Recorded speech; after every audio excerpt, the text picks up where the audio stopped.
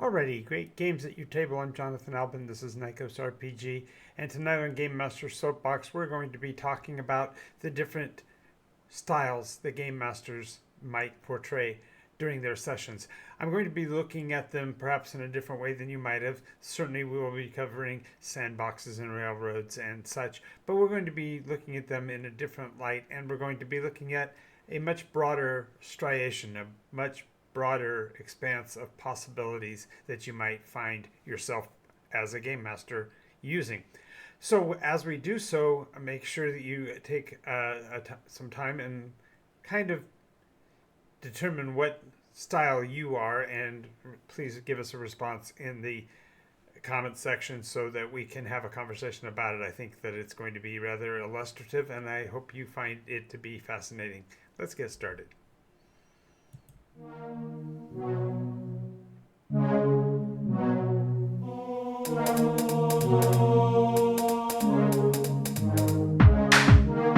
Absorbing damage is the name of the game.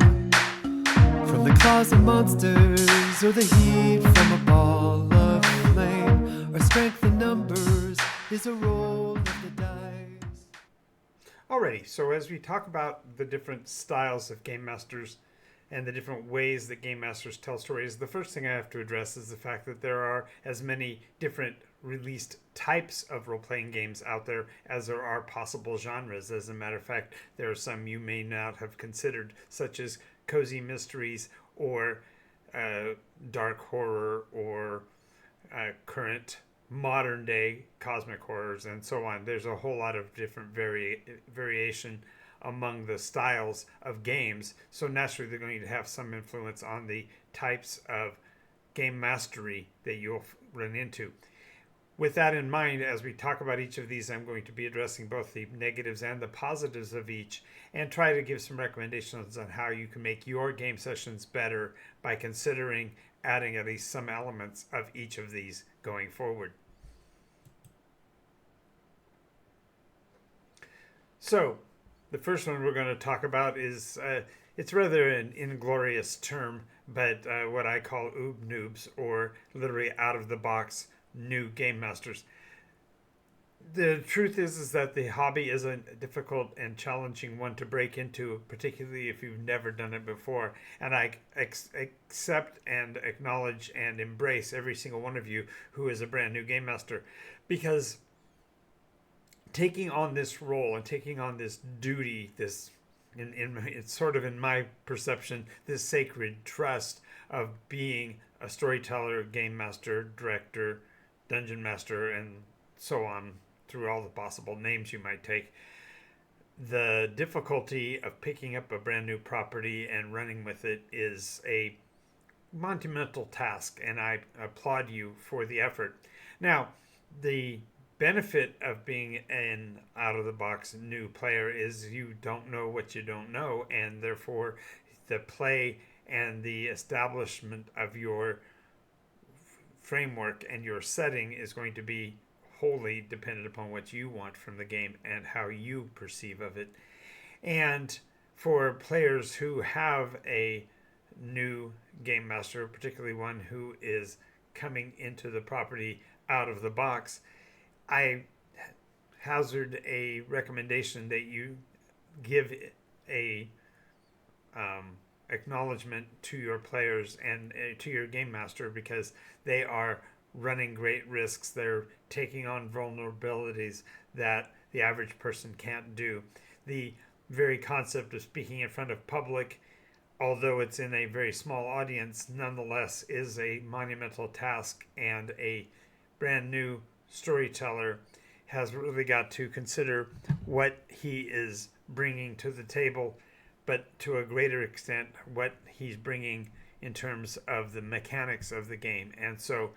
I would hazard that you, when you are playing with a new game master, that you provide them with the support and acknowledgement of the difficulty of the task, and be more gracious and more understanding of the difficulties and mistakes they might make. And although we don't stay in the OOB Noob structure very long, we're pretty quick to move on to different levels of veteran status. Nonetheless, each time you add a new genre to your repertoire, each time you add a new property to your catalog, you're providing a new perspective, and you really should ease yourself into it and enjoy the process, because it does lead to some quite interesting and perhaps colorful exchanges that you might not find otherwise. Then, of course, there are the reader writers, and what I mean when I refer to this is that if you are, as I was, a prolific consumer of written information, regardless of the genre, regardless of the source materials, turning those adventures that you read about or experience through other means, it could be movies, it could be television, the idea of converting those games on the fly into adventures for your players is itself really fascinating. I have found that one of the best ways to carry a new story into new players is to literally pick something that is not in the realm of the genre that they would expect. So, for example, one of my campaigns took a strange turn when I decided that a story arc I would be using would be a cattle drive. And so, therefore, the players got involved with driving a herd of, granted, they were mystical creatures, and they did have their own dynamics in terms of moving a herd of Gorgon from one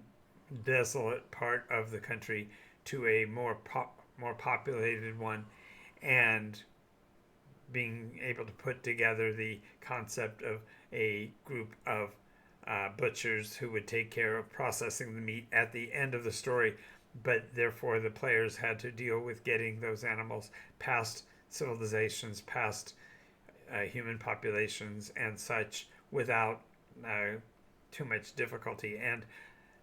just simply taking that new story arc and putting it in the hands of your players gives a fresh take even on the genre, so that they will enjoy and perhaps experience stories that they might not have had opportunity to reach otherwise. In addition, the idea of a reader-writer is taking information, even if it is something that is consistent and recognizable, making it memorable and exciting for your players. I was recently speaking with a game master whose focus was on an emergent style of play, and that is to say, they were providing the lore and the outer data for the adventure, but they were expecting the players to start to draw the conclusions within the story and linking them together to make a grand arc for the players, and therefore making it a unique experience. And I highly applaud that kind of a concept, and that I think fits somewhat into this reader-writer category.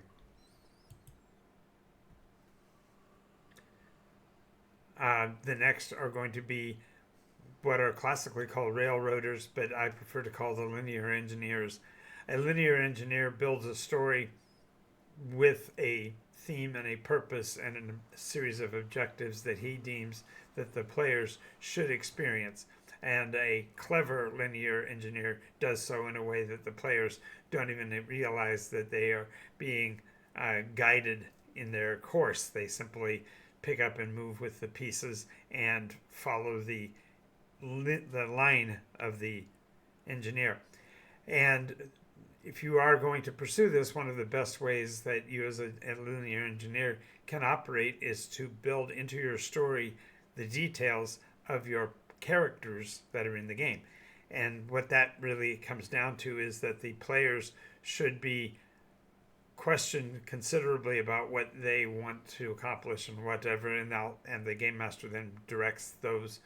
story elements built on that into the story mechanics, and thereby the players follow the course, not by being led by the nose, but instead by their own self-interest that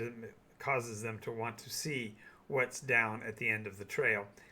This also provides a game master who has a story that they feel somewhat compelled to drive, that they can do so in a fashion that the players are the ones who actually are guiding the course instead of the director themselves.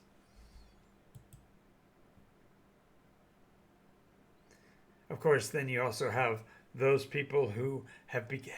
entered the role-playing mechanism from an area of fascination about the interaction between players. And I call these guys the drama coaches. And while that doesn't necessarily do them justice, it does seem a bit glib to put them in this category. The idea here is that the elements of story, whether it be the dramatic interaction between the players and the story elements, or between the players and each other, this concept of looking for a deep emotional experience is really essential to the thrill and personalization of the adventure, regardless of the other story elements you might find interesting or important. So there's, I suppose, a little bit of the drama coach in each one of us, and I would recommend exploring all of the facets of emotion, not necessarily just the tropes that you are familiar with, the idea of hunting as sport instead of hunting as survival characteristic, but also in terms of deciding the depth with which your player wants to feel each experience. Now, drama coach can become tedious if your adventures solely are driven by this, but that's true of any particular appetites. If you find that you eat nothing but chocolate pudding, there'll be a time when chocolate pudding is too much and you want something more substantive or perhaps more chewy. And the idea, therefore, is that the drama coach should be an icing on the cake, or something that you dance into from time to time to keep your players interested, but also to explore the richness of the game's environment that you have planned. Now, some people simply want to watch the world burn. They want to see how the mechanics operate and to what extent the players can be depended upon based on their dice rolls to succeed or fail. And a Rules Stickler can be a problematic place if the requirements of maintaining the rules mechanism overshadows the enjoyment or fun of the game, but even more so if this leads you to those horrible TPK conditions that occur from time to time. So you really want to move your game, even if you are a rules stickler, into a place where the mechanics are not primary to the game, but a secondary mechanism, so that you can get your fix in terms of following the rules and regulations of the game for those mechanics. But you can also let the players kind of let down their hair in other places within the story.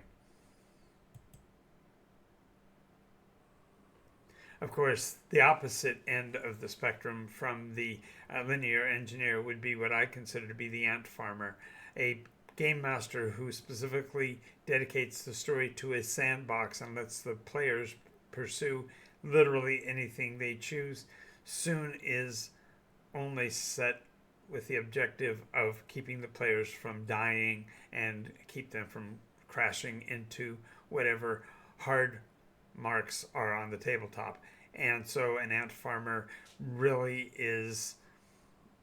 only a shopkeeper, so to speak. And while the players can sometimes find this interesting, many, I would say a majority of them, find it difficult to choose a pathway to grasp because there's no frame or establishment that tells them where the story might go.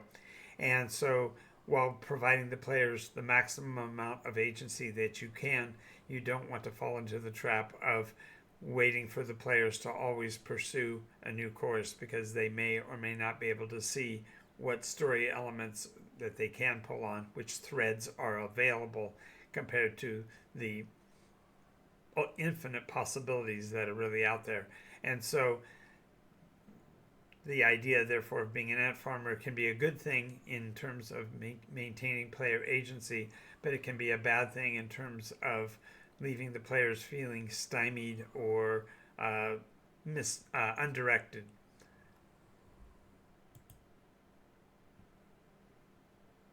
Now, the next type of storyteller you might be is an experimentalist, and this generally is something that follows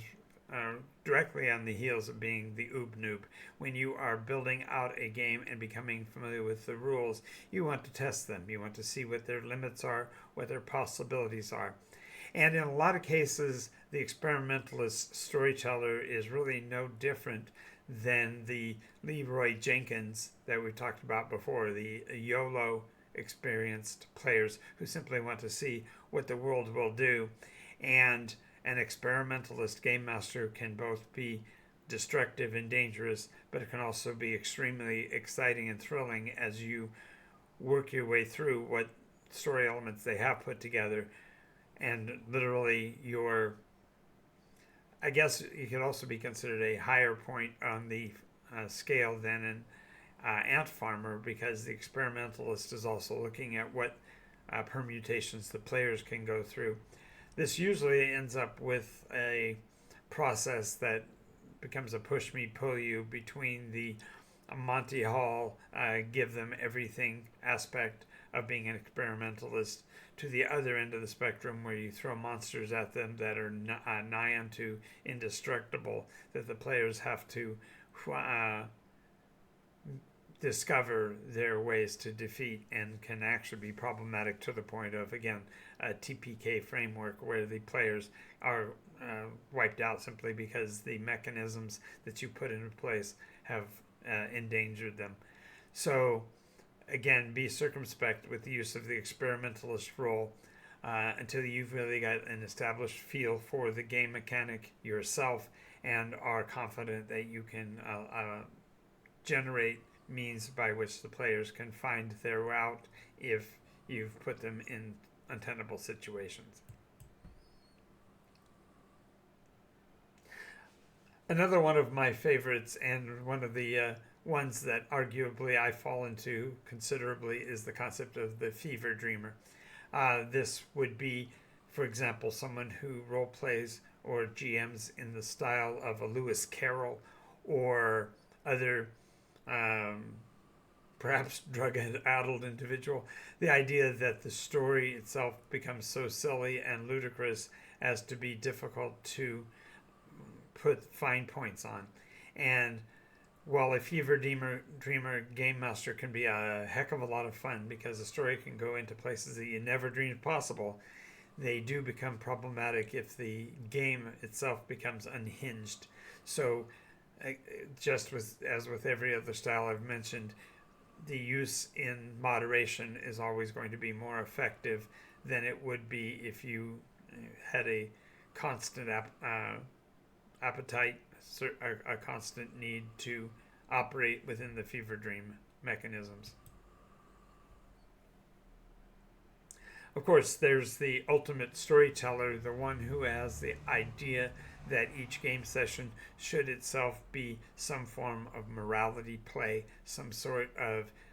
you see, Timmy, as I've talked about before. And the Fable Maker does generally have a story he wishes to tell, and the need to force a group or even cajole or entreat a party of adventurers into a place where they can get the key or get the clue that you've intended for them is really a matter of deciding what level to which you wish to push the Fable Maker. My recommendation is Fable Maker is great for maybe a one-shot, maybe a short series, but it's not useful for the long-term metagame because the players, by necessity, will have to draw their own conclusions, and if you push too hard to make their conclusions the one you intended, you put yourself at risk of becoming, as we talked about before, the linear engineer. And so holding the line on letting players discover your story is going to be a far better way to be a Fable Maker, even if that's your primary goal.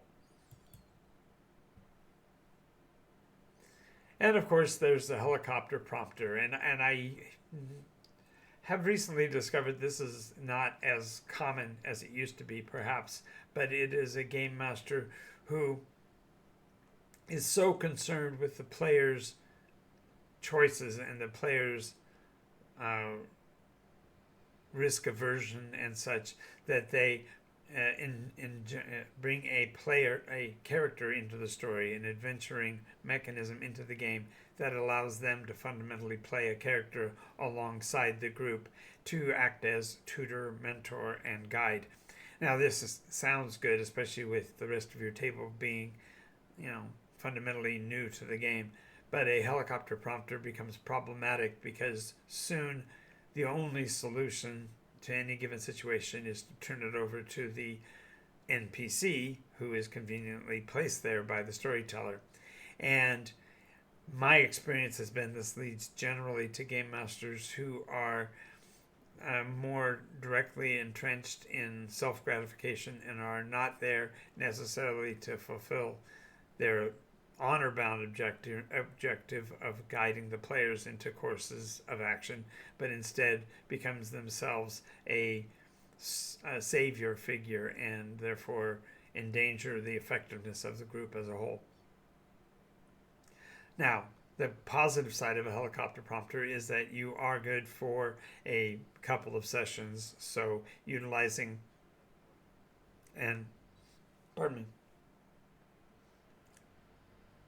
NPC whose objective is to help or guide them on one or two submissions or something makes sense, but allowing such a prompter to be at their beck and call really puts the group in danger of weakening their resolve and limiting their ability to actually succeed without the storyteller's opportunistic assistance. So now, here at the end, of course, the question is always, what styles have you used at your table? Are there ones that you've thought of that I haven't? I'd love to hear your commentary about what types of game master mechanisms you've seen. Have you utilized any of these styles, and what did they do for you? How did you resolve the conflicts that I've outlined? If there's other things you want to include, make sure you include that as well. I do want to thank you for being here. This is NycosRPG, and we do record 4 or 5 times a week, and we endeavored to make your game better than it's been and to provide you and your players with the opportunity to become more. I'm Jonathan Albin, NycosRPG, and I'll see you next time. Let's play, by the way.